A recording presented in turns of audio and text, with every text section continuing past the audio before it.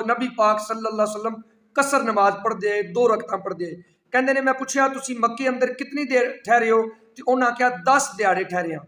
तो पता चलिया 10 दिहाड़े तो मक्के अंदर ठहरे ने, कुछ जान ते टाइम लग गया, कुछ आवन ते टाइम लग गया, तो इतने दिन नबी पाक सल्लल्लाहु अलैहि वसल्लम जिहड़े ने कसर नमाज पढ़ते रहे ने। दूजी हदीस मुबारक वो भी बुखारी के अंदर मौजूद है, जिसनों रवायत करते हैं हज़रत इब्न अब्बास। वो कहते हैं अकामन नबी सल्लल्लाहु अलैहि वसल्लम 19 नबी पाक सल्लल्लाहु अलैहि वसल्लम 19 दिहाड़े जिहड़ा आपने सफ़र किया ते 19 दिन आप कसर नमाज पढ़ते रहे ने। अगू इब्न अब्बास अपना मौकफ बयान करते हैं, कहते हैं कि मेरा भी जो मौकफ है वह यही है कि 19 दिन तक बंदे ने कसर नमाज पढ़नी है, और अगर इस तो ज़्यादा बंदा ठहरता है तो उन्हें पूरी नमाज पढ़नी है।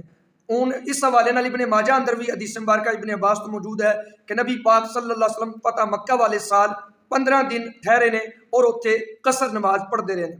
हूँ अहनाफ का जोड़ा मौकफ है, साडा मौकफ कि बंदा 15 दिन ठहरे तो उसने नमाज पूरी पढ़नी है, घट ठहरे तो उन्हें कसर पढ़नी है।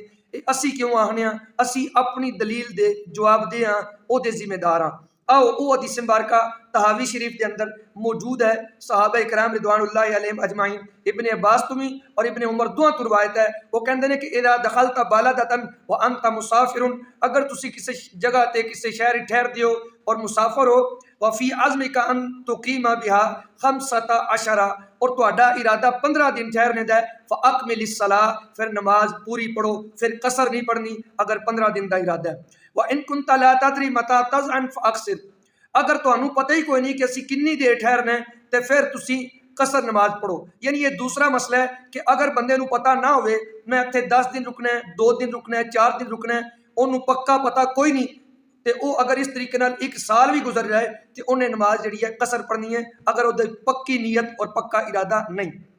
यही गल इमाम तिरमिज़ी रहमतुल्लाह